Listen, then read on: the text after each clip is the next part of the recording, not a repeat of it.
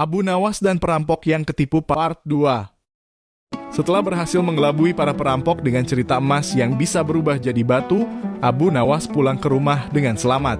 Tapi ia tahu keesokan paginya para perampok pasti akan mencarinya. Maka sebelum fajar menyingsing, ia pergi ke rumah kepala polisi kerajaan dan melaporkan kejadian yang ia alami. "Tuan, ada 3 perampok yang ingin merampokku pagi ini. Aku punya rencana untuk menangkap mereka tanpa perlawanan." Kepala polisi tertarik. "Bagaimana caranya, wahai Abu Nawas?" Abu Nawas mulai menjelaskan rencananya dengan detail. Kepala polisi tertawa terbahak-bahak dan segera memerintahkan beberapa anak buahnya untuk bersembunyi di sekitar lokasi yang telah ditentukan. Pagi hari pun tiba. Saat matahari mulai terbit, para perampok sudah menunggu di tempat yang dijanjikan. Mereka yakin Abu Nawas tidak akan bisa lari. Beberapa saat kemudian Abu Nawas muncul dengan kantong emasnya. "Nah, sekarang saatnya mengambil emas itu," seru pemimpin perampok. Tapi sebelum menyerahkan emasnya, Abu Nawas mengangkat tangannya. "Tunggu, ada satu hal yang harus kalian lakukan sebelum mengambil emas ini." Para perampok mengernyit. "Apalagi?" Abu Nawas tersenyum. "Kalian harus melakukan ritual perampok sejati.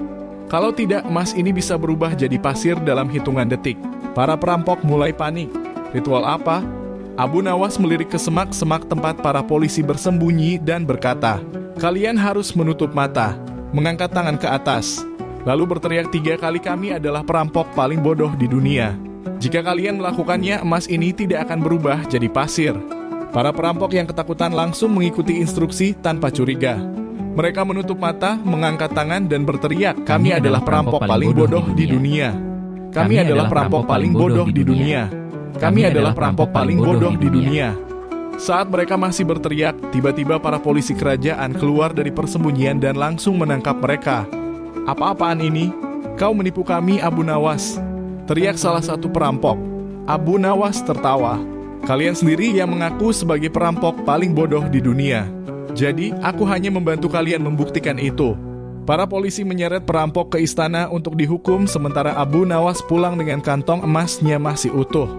Berita tentang kejadian ini menyebar ke seluruh negeri, dan sejak hari itu, tidak ada perampok yang berani mencoba menipu Abu Nawas lagi. Terima kasih sudah menonton. Bantu support channel ini dengan like, komen, share, dan subscribe, agar aku lebih semangat buat cerita-cerita seru lainnya.